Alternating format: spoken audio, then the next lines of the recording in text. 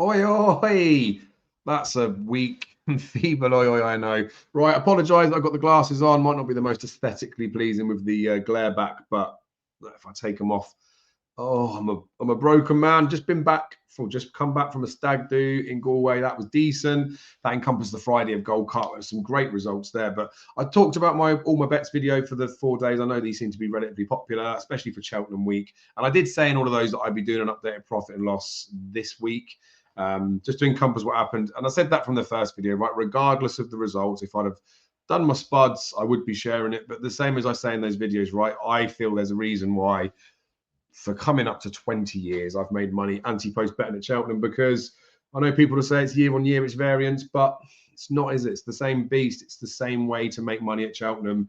It's, yeah, the golden rule in it. Just beat the prices, build yourself a book, and hopefully make some money. So I'm going to pull up my screen. I'm going to just show you my betting accounts. I've got a profit and loss that I track.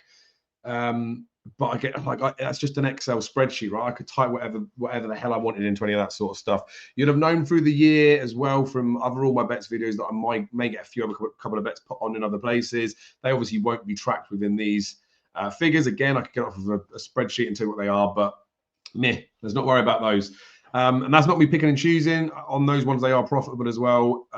So they are what they are. I did put some bets on in Hills. You would have known that as well. I did some shop running stuff. So I did pick up some cash there. Got it on the side. Let's go get a few more.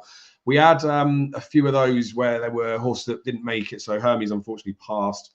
It to me was one that I put up that was not running money back. Delta World didn't even run the cross country, did they? So money back from that. There's been a few of those where I've just collected some cash back. But I think I had about 325 quids of actual stakes. Again, I can pull that from a profit and loss sheet on here, but is what it is. And then I had £481 that come back. So, I talked about block bets and doing doubles and stuff. Things like Ballyadam and Unexpected Pie, I had them in a reasonable double. We all got sub stories for the week. We'll spin into them anyway. So there's a bit of money that's been made there, like 150 quid or 160 quid, I think, made from the Hill shop running stuff. Bets like I did with my on another account that was like Facile Vega for the Arcor, that was 100 quid each, but that was money back stuff. So again, like there are other bits that aren't fully included in here. So I want to say that to be like transparent, but this is the far bulk of it. You'll see when I come towards the end stuff, you'll see when you're going through this as well, when you see like stakes. So I will show you for each of the accounts. The four that I can still get a bit of money on are Skybet, Bet365. I can still do okay-ish on there, but I do have a £25 max deposit thing on there.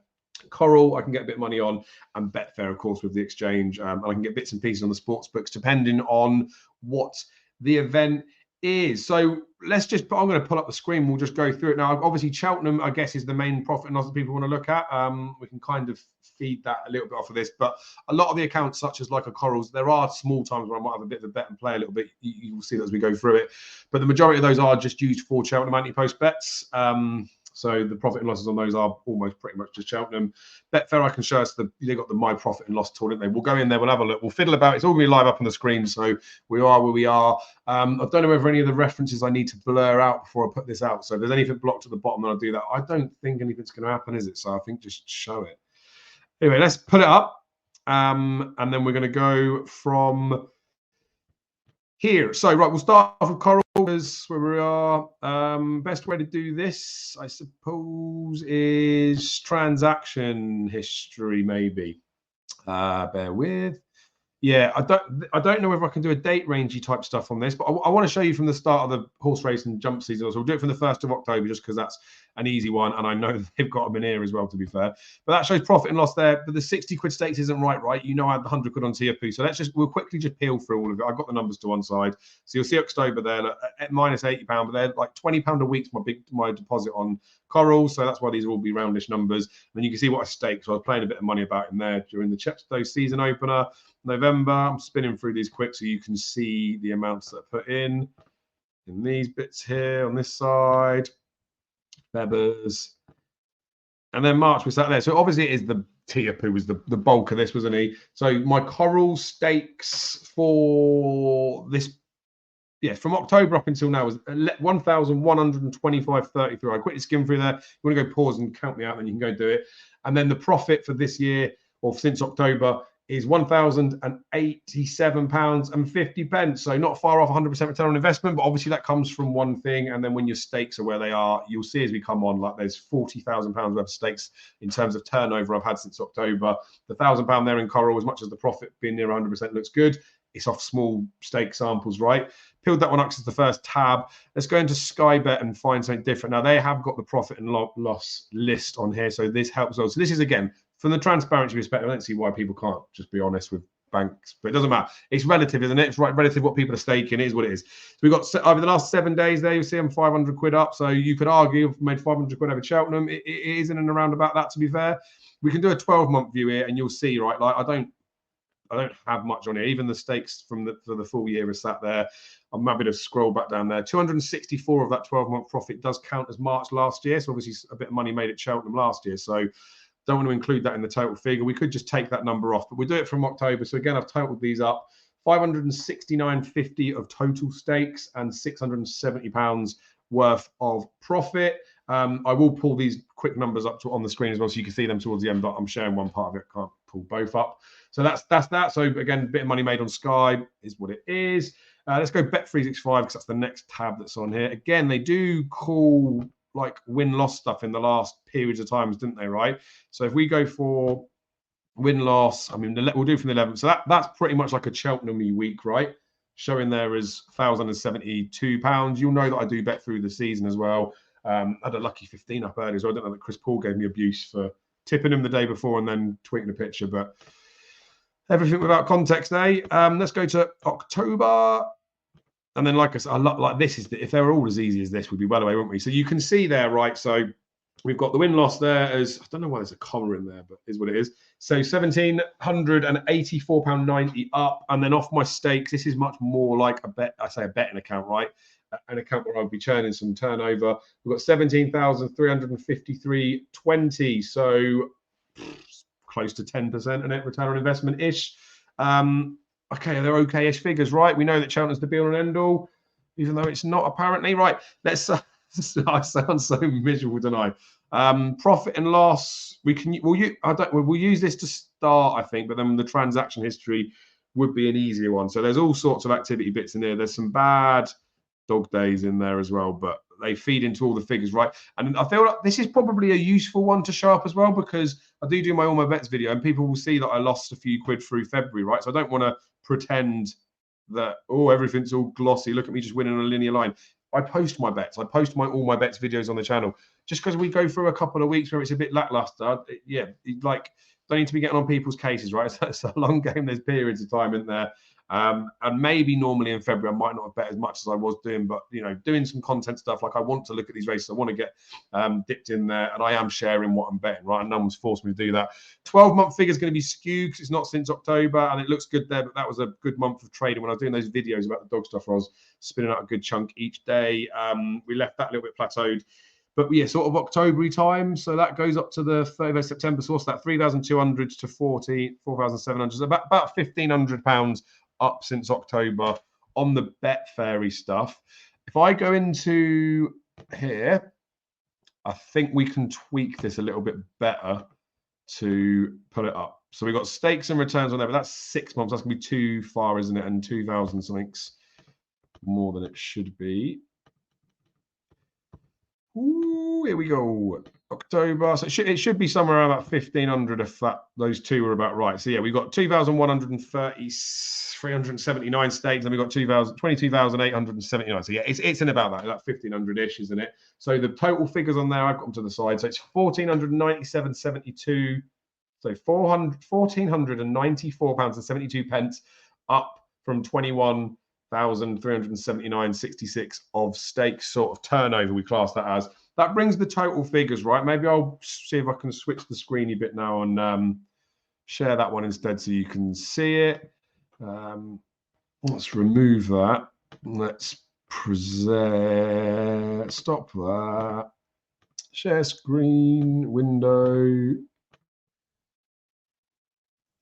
That comes up, right? We'll zoom in a bit because...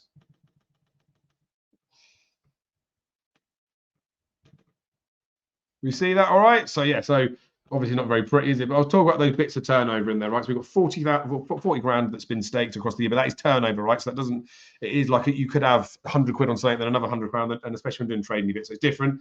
And then it's £5,000 profit off of the return. So I guess like return on investment, or some people like to do it on return on capital, which would be the money they've deposited and stuff.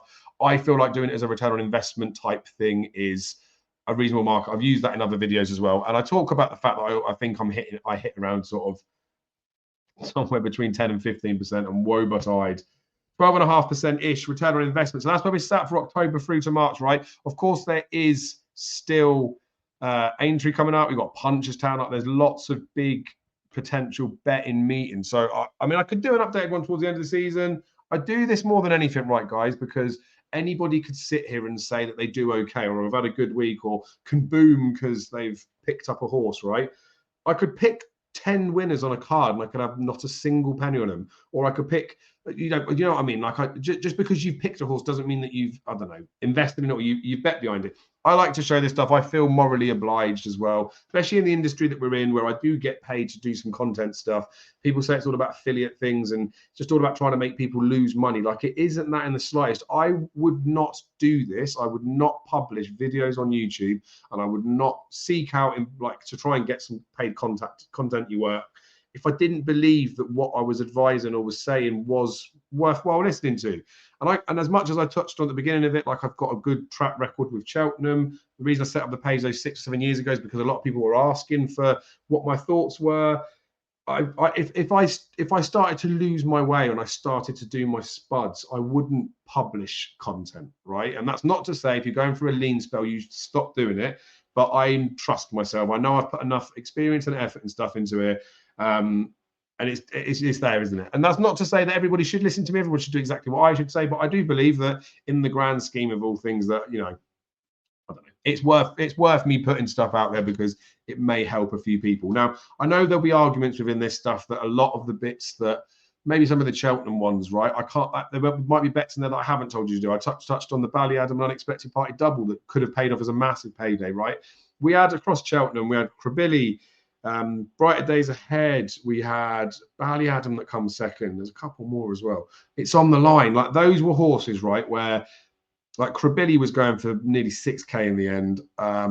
Brighter Days Ahead was going for a chunk. The Ballyadam unexpected party would have been massive, right? That would have massively skewed these figures. But I don't want to say that in like a bad way, like, oh God, I'm glad I didn't win a load more money. Of course I want to get those ones in there, but I talk about this with the multiples of things on the channel quite often, right? At the beginning of it, I said 75% of my stakes for Cheltenham were on singles. Yes, I do the doubles, and yes, I will get some bit of money back from like each way doubles and things in there as well. And we do want to get those dream weavers, but even without those, I mean, some of this was still spun off of doubles, like absurd of some money coming in there. But I just mean, right, that I'm not relying on 1 week's win. I'm not sharing these figures now to try and glow. I would have shown these figures if I'd have had a shit week, right? It is what it is, right? I want to go back and show you for the beginning of October, because I want to show across the course of a season, this is how it sort of pans out, isn't it? Not one bet should make or break you, but unfortunately, one bet can seriously break you, right? You can do your spuds, we can chase, we can do all sorts of stuff. So I guess it's trust the process type thing in it. Yes, it is potentially harder getting on. I'm talking about a few accounts that lots of people might not even be able to get on with. My Sky bet's a £10 per day deposit. The Coral's £20 a week, and my Bet365 is £25 a week.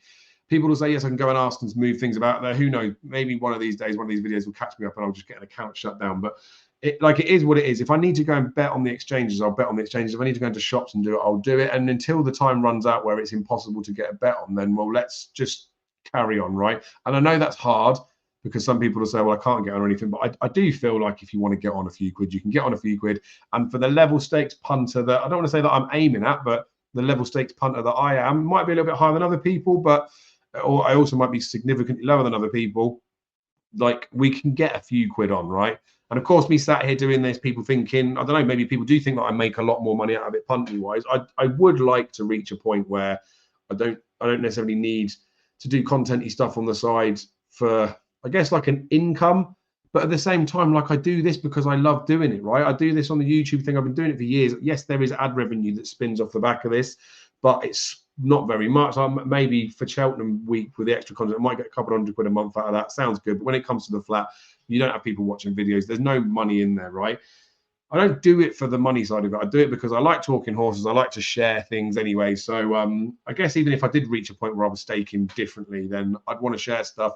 It does change a bit though, doesn't it, right? If I was to become some sort of mega high stakes punter, you see there from the turnover, right? To be making a reasonable salary, you'd have to be turning over, I want to say 10 times the amount I'm doing, right? And it's possible. There are markets that are liquid enough to do it, but the way that I bet, especially with taking bits of prices here and there, like it isn't as accessible. So then my videos would change into a different type of, I mean, I don't know, I'm waffling. You know I like to waffle, but I think you get the point I'm trying to make, guys. I'm not doing this in any way, shape or form to gloat. I do this because I've made a commitment this season that I'm going to stay transparent with you guys. When I started showing my All My Bets video at the beginning of the season, I will continue to do that for this season, whether I was winning money or I was losing money. So who knows? We might get a bummer at Aintree. We won't. It'll be easy at Aintree. Might get a bummer at Punchestown. We probably won't. We'll probably do okay at Punchestown. Maybe not so great, but we'll do all right.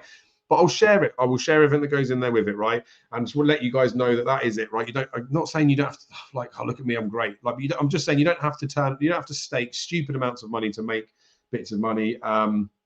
Don't have to be getting that far stuck into anti-post stuff. I know we did do a few, and I did have quite a few quid on, to be fair. But like with the accounts that I've got and the way that I can get on, like this is nothing that nobody else wouldn't have been able to bet on. So yeah, I guess we'll leave it there. Really do appreciate your guys' support with everything. Like I say, Aintree will be putting out some content with that. I'll do all my bets for the 3 days of that. I am away for the wedding for Aintree, so again, I'll go AWOL for a period of time. The toaster preview that we did, Paul, Daryl, Jamie, and myself, we spat out so many winners. Like, and that's again sounds like a fat-headed gloat stuff, but I wouldn't be proposing to a race course to do a preview if I didn't believe I could back myself, right? Stuff just in life in general and all that sort of stuff. I am a very low self-esteem person at this point in my life, right? And I do still back myself within the horsey type stuff, but that's it. It's because I've got proven like track record as far as I'm concerned. And I do know what I'm talking about. So in a sphere where it's very judgmental and pokey, I have found it very difficult this season, but it's not going to stop me wanting to do this sort of stuff for you guys. We are where we are, but yeah, the toaster preview went well. The GG content stuff hopefully seems to be going all right so far. So we'll see what the future holds on that side of things. It did a horses to follow stuff. That had Chianti Classico and it had Slade Steel, had Firefox, had Lucia. You know, we talk about winners at Cheltenham Festival, and we talk about like placed horses in decent races. So again, I do know my stuff as far as I'm concerned.